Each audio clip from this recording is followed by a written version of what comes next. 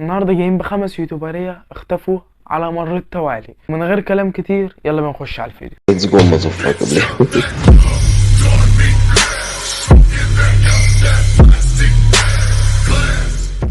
ومعانا اول واحد هو ناز من الشخصيات الجميلة، ومن الشخصيات اللي هو بيعمل رياكت على الفيديوهات، بيعمل رياكت ورياكشنات على فيديوهات التيك توك او ايا كان على التواصل الاجتماعي.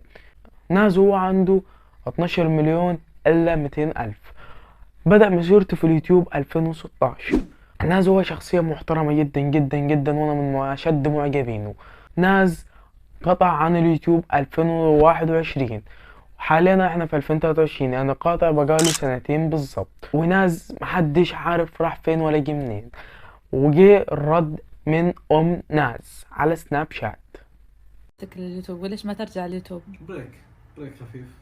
ها حبي سنة كاملة بريك. عموما ربنا يوفقك يا ناز، وانا من اشد معجبينك.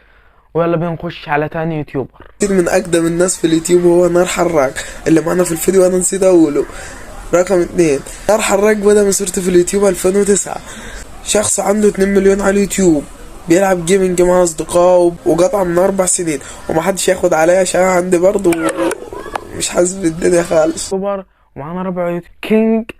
بدأ مسيرته في اليوتيوب 2014، وكان بيقدم تحديات، وقطع من حوالي 4 سنين، وفوت سنة ورجع لليوتيوب. نزل بتاع 5 فيديوهات وقطع بقاله سنة وعنده مليون.